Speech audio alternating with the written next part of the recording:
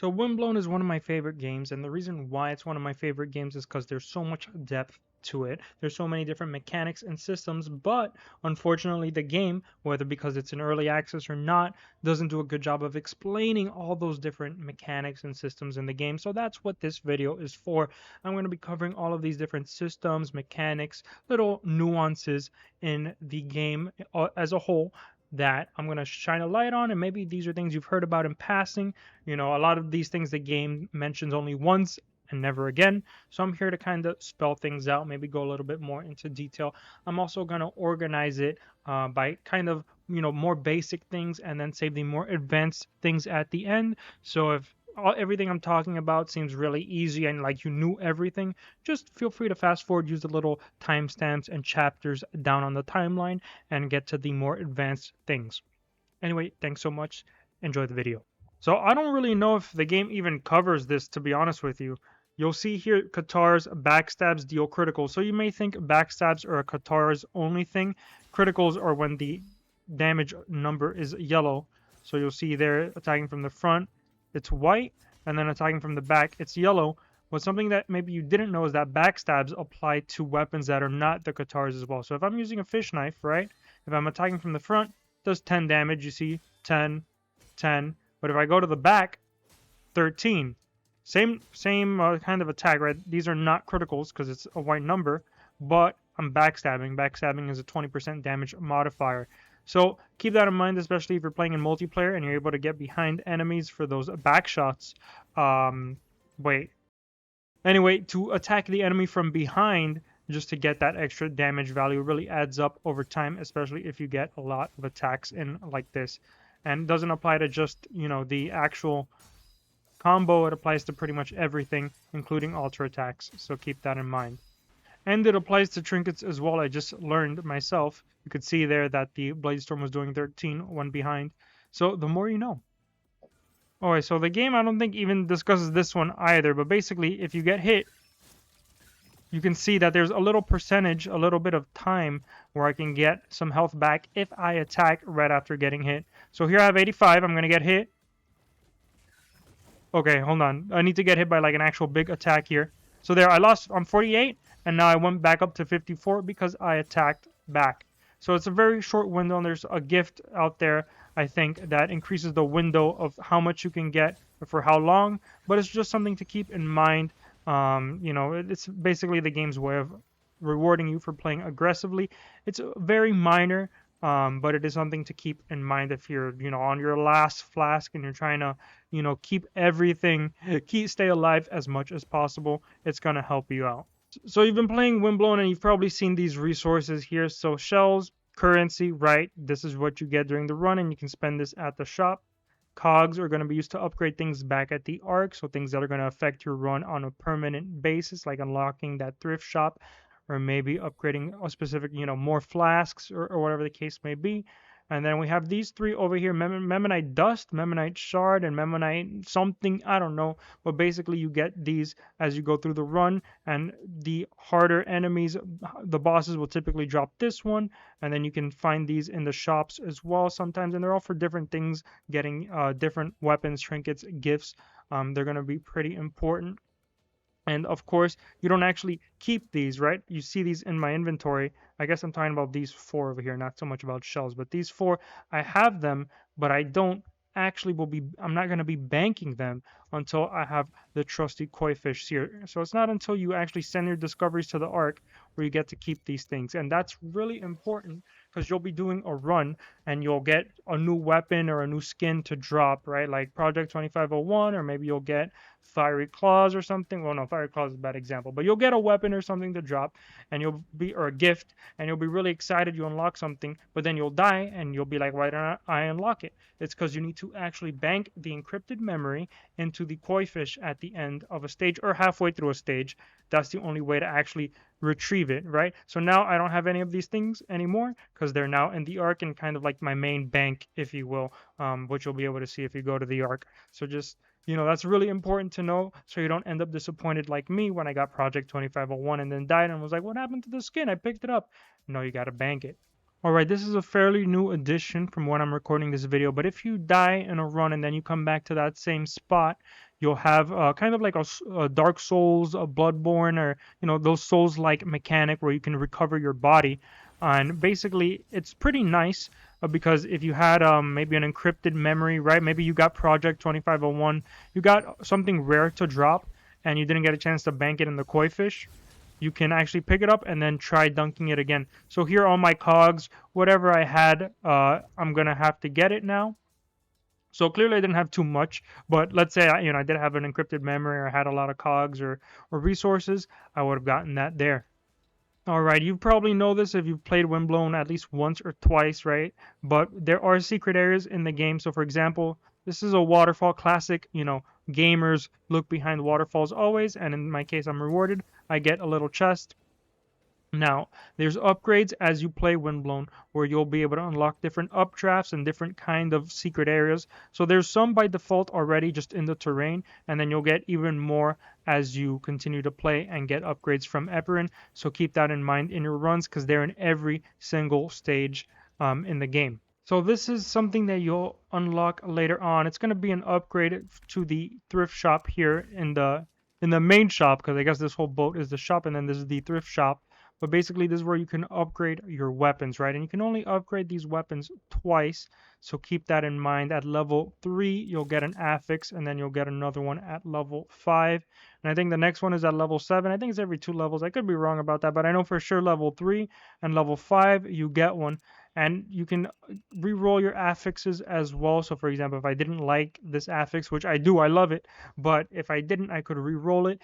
Just keep this in mind because there is sort of like a sunk cost fallacy going on. Maybe I don't even know if that's the right term. There's like an economical thing going on here where you have to kind of do that classic roguelite gameplay where you have to determine, okay, is it worth spending money to upgrade the Sirocco, or am I just gonna get a better weapon next stage and I could have just saved my money? So it's a whole kind of strategy that kind of adds a little bit of depth to Windblown, and I really like it. So this is probably going to be a great resource for you, especially once you unlock it, because some things are more valuable than others, like upgrading my mark zone. I'm going to get rid of this anyway. This is trash. I hate this trinket. So it's better to maybe spend my money on the heavy blade, for example, see what I can get, maybe get a little bit more damage on the altar attack, something like that. So thrift shop, very important resource, and it's just another thing to consider because I have all these things out here, and I also have the thrift shop, and you only have so much money, so keep that in mind as you go through your runs. Okay, now we're going to talk about settings. I know it's not very exciting, but it's actually pretty important for Windblown and for your gameplay. So go to your options here, options, accessibility, and you'll find auto dash. Now you get banger polster from beating the headbanger for the first time. If you have no idea what I'm talking about, play the game and then come back to this video a little bit, just because things will make a little bit more sense for you later on. But let's say you have beaten the headbanger, you got these 3 options here, and they actually matter quite a bit in my opinion. So I always like banger polster because let me show you why. There's different kind of terrains in Windblown. So I'm just holding down the spacebar to dodge, and you can see these are all invincibility frames, right? Since I'm dodging it, if I was getting hit by something, I'm in the arc, so there's no enemies, but if I was getting hit, I'd be dodging because I'm basically just in permanent like invincibility frames right now. Now, in contrast, if I do the same exact thing and switch to standard, I'm holding down the spacebar, but you can see it's a different kind of cooldown, I guess, how it's coded or how it's programmed or whatever, where I'm actually dodging at like a specific interval, like every half second or so, no matter what terrain I'm going over or anything like that. So it's really up to preference, I guess. Maybe if you're a speedrunner, you prefer one or the other. Here I'm just mashing spacebar instead of holding it down. For carpal tunnel purposes, I prefer doing the good old classic. Okay, now my mouse disappeared. Classic Windblown. Okay, it's back now. But at least for carpal tunnel purposes, I prefer banger pulser, so I just have to hold it down. And then if I'm playing near the end of terrain here, I can make, kind of abuse it to get more invincibility frames. And then, of course, if I go over here to deactivated, where I don't get auto dash, I gotta be mashing spacebar. So if you are 13, 15, and you got those reflexes, and you're able to just say carpal tunnel, what's that? I don't know what carpal tunnel is. Feel free to do this. I'm old, so I gotta be using banger pulser just so I can hold spacebar down with my thumb because I'm a keyboard player and just be able to navigate with WASD and then use my mouse to attack and things like that. It's just how I prefer playing. Experiment with these in a run, maybe do one run with each, and let me know what you think down in the comments. I'm curious on what you think. Is it like, maybe it's one's better on controller, one's better on keyboard, maybe one's better if you're old, one's better if you're young. I don't know. Please let me know in the comments. Little PSA real quick for all my mouse and keyboard players. If you're maybe picked up Windblown and you're kind of liking it, kind of not liking it because some weapons are ranged and you're having trouble aiming, go to general. There is an aim at cursor button and also a dash at cursor button, and that may change your gameplay depending on if you're using, let's say, the ninja stars, for example. That's a weapon you got to aim with. Try this out. I personally started playing without it. I never enjoyed it, but I know some players, mouse and keyboard players, who do use aim at cursor, and to them it makes all the difference. They love it. So if you're not vibing too much with Windblown, you think the controls are a bit weird on keyboard, try aim at cursor, and let me know what you think. Now, I may need to make a video for this by itself, but dash canceling, if you didn't know, is, you have your dash. This is dashing, right? And then you can actually cancel your weapon animations to make them go a bit faster. So let's look at the heavy blade. That's probably the best example. So heavy blade, I'm just going to click left click, right? I'm not going to dash cancel. This is just left click. Okay, keep in mind how long that took, and now dash canceling. I'm basically dashing after every input. So every time I click left click, I'm going to dash. Way faster right now. Of course, I was dashing all over the place. It needs to be a bit more controlled, so you're actually hitting the enemy, but you can see that this is way faster than what I was doing earlier. I'm going to switch back to normal.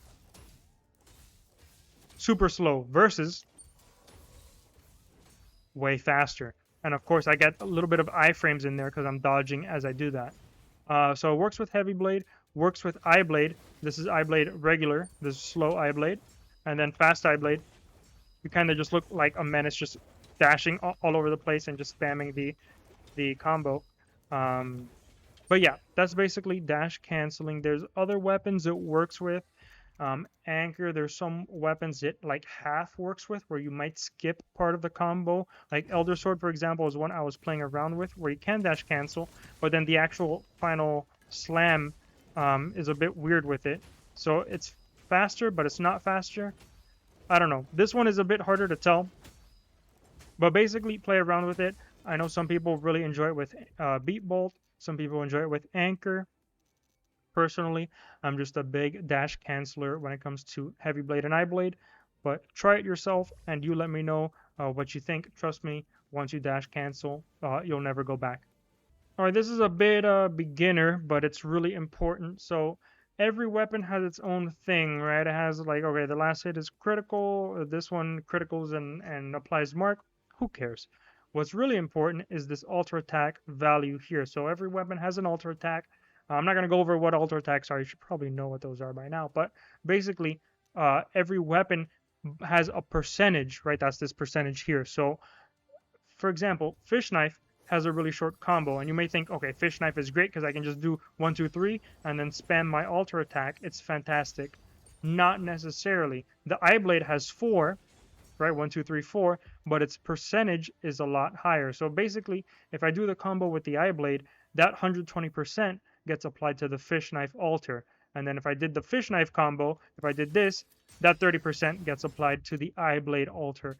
So it's a matter of mixing and matching. It's part of what makes Windblown such a great game, because there's so much depth and variety mixing weapons up with one another. You'll often see that the weapons that are a bit slower, that have lengthier combos, have a higher percentage. So heavy blade and eye blade, 120%, because they're a little bit long, right, in terms of the actual combo.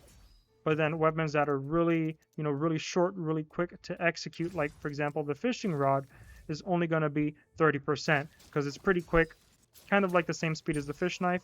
So basically the game is rewarding you for using weapons that have a longer combo, because that's going to make you do more damage with the alter attack. So every weapon has an alter attack, but not every alter attack is created equal. Some have invincibility frames, also referred to as iframes, that last longer than others. So fiery claws, for example, is one of the ones that have a bit of a longer duration of iframe. So instead of dodging around, holding spacebar, and dodging, dashing around. You can actually rely on your alter attacks, invincibility frames. Like here, I would have gotten hit by that mushroom guy, except I timed my alter attack perfectly. See, same thing here. Pretty lengthy alter attack animation, so I'm not getting hit. If you're new to Windblown, maybe you're still getting a feel for things. Some weapons have invincibility frames that are really good. Some have really short invincibility frames. And it's kind of what's going to play into what weapons you prefer, because that way you're just not relying on dashing nonstop every 3 seconds. You can rely on doing alter attacks, and that's probably better because not only are you dashing or dodging in a way, you're also doing damage at the same time. In contrast to holding spacebar, I'm not doing any damage doing this, but if I do an alter attack here, I'm doing damage and getting invincibility frames, so I'm dodging attacks as well. So just keep that in mind. It's a fantastic tool, and it's probably one of the best ways to get better at Windblown, keeping an eye on your invincibility frames, knowing what weapons have it, which weapons don't, and going from there. So my new favorite weapon in Windblown is the Elder Sword, and part of the reason why, not only is it busted, it looks awesome, it has a great alter attack, the other reason is that it's able to boop enemies off the map. So I'm calling this section the art of booping, because there are some weapons in Windblown that let you hit enemies off the map. So off of memory, I think it's Elder Sword, Charge Blade, and Fishing Rod, and of course you can't boop every enemy off the map. That would be pretty busted, right? You can only boop some enemies off the map, like these normal enemies and variants as well. You can't do it with elites, except if you have the elite with the clone. You can do it to the clone, but not the elite itself. I don't know, it's weird. You can't do it to bosses. So that's just something to keep in mind. It's pretty fun, really satisfying to do, especially with the fishing rod, which is probably the best at it. But it's also a feature in the Elder Sword alter attack and the Charge Blade alter attack as well. So yeah, it's definitely something you got to get used to, but it's really, really fun, and it's a really great tool as well. All right, so this is actually a great point of something I wanted to talk about. What you have actually affects what gifts you're able to select. So you see here, I have mark zone, and that's a mark, prox mark. So therefore, it increases the chances of me getting something with mark. So you see, I just started a run, and everything here has mark. And that's actually not good in my opinion, because mark is actually bad, right? Like all of these gifts are not very good compared to the other gifts in the loot pool. Actually, I mean, alter mark, you can make an argument that some of these are good, some of these are not. What I'm trying to say is that what you have affects your chances of what you're going to get. So if I had a trinket that has a scythe, for example, and it's the only thing that has scythe, right? It's just a burn aura and it has a little 30 DPS scythe. Because I have that scythe, it means that there's a chance that I'll get gifts that have something to do with scythes, which could be good, could be bad, just depending on what you want and what build you're trying to get. So keep that in mind. For example, what I probably should have done if I wanted to do a good run and start off as strong as possible is just not pick up Mark Zone. It's not that big of a deal. Or maybe I could have left it on the ground, pick this up first. There's a lot of things to do. This is a bit more advanced, but this is something to keep in mind if you really want, a run as strong as possible. Keep in mind what you have and how that's going to affect the loot pool here. All right, so I think that's everything I have for you. I'm sure I forgot something. There may be additional follow-up videos, but I hope you can use all of these things I talked about, all of these mechanics and systems and little intricacies, that nuances that Windblown has, and use them to your advantage now that you've watched this video. If you did learn something, I would like to know about it. So please tell me in the comments what you learned or anything I missed out on. Maybe I should expand upon in a follow-up video. I read every single comment, and I appreciate you guys so, so much. So with that being said, thank you so much for watching, and I'll see you all in the Vortex.